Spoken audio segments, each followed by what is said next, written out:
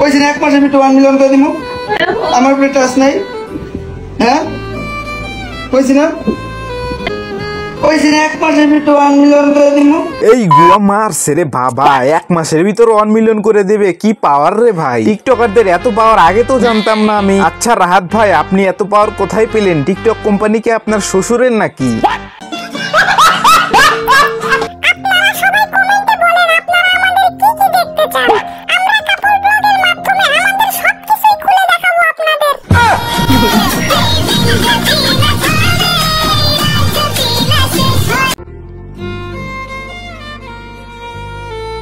আবার সবাই 1 মিলিয়ন করে দিই 1 মাসের ভিতরে আমি 1 মিলিয়ন করে দিব 1 মাসের ভিতরে 1 মিলিয়ন করে দিব হাই রে ভাই বউ ব্যবসায়ীদের সাথেই কেন এমন হয় তাদেরকে একটু শান্তি মতো ব্যবসাও করতে দিচ্ছে না টিকটক কোম্পানি আপনাদের মিম আপির আইডি পার্মানেন্ট লিবেন ওরে যারা যারা ভালোবাসেন নিচে নতুন আইডি মেনশন করে দেওয়া আছে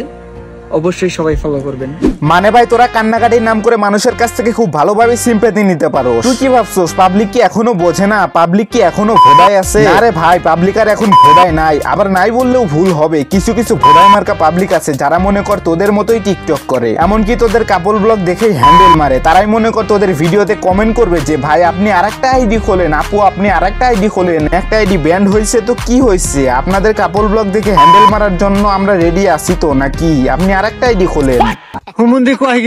মানে আমাদের সোনার বাংলাদেশে প্রফেশনাল নাটক অনেক কম রিলিজ হলেও এসব টিকটকারদের লেওরার নাটক মনে করো প্রত্যেকদিন লেগেই থাকে যেমন ধরো আজকে টাকি সবুজের আইডি ব্যান্ড কালকে ফারহানের আইডি ব্যান্ড আবার ধরো জিসান বুকাচোদার আইডি ব্যান্ড আবার ধরো কালকে জান্নাত তোহার লিঙ্ক ভাইরাল আবার এই আশিকের বউরে নিয়ে কত নাটক আবার মনে করো টিকটক গুরু পেন্সিল মামুনের বউ পেন্সিল মামুনকে মামলা দিল আবার এখন নতুন নাটক শুরু হয়েছে রাহাতের বউয়ের আইডি হারিয়ে গেছে মানে ভাই তোদের মাথায় কি কোনো ধরনের কন্টেন্ট নাই এগুলা ছাড়া বউ ব্যবসা করে আর কতদিন চলবি ভাই এখন শুধু আমার সময় খারাপ একটু সময়টা ভালো হোক দিমু সবার জবাব হ ভাই তোমার কথার স্টাইল দেখেই বোঝা যাচ্ছে তুমি আমাদের সামনে ভালো কিছু দেখাবা এমনকি আমরা এটাও বুঝতে পেরেছি যে তুমি খুব তাড়াতাড়ি বউ ব্যবসার সাথে জড়িত হয়ে যাবা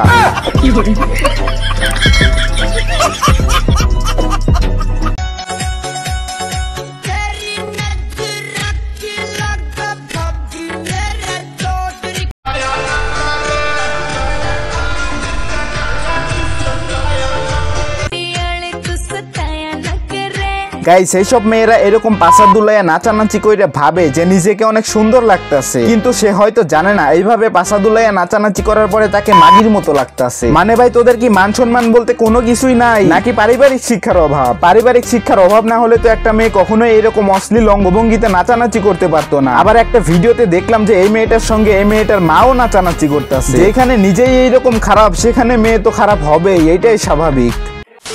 যাই হোক এদের নিয়ে কথা বলে কোনো লাভ নাই এদের লজ্জা শরম বলতে কোনো কিছু নাই এদের যতই বলি এদের কানের মধ্যে কোনো কথাই ঢুকবে না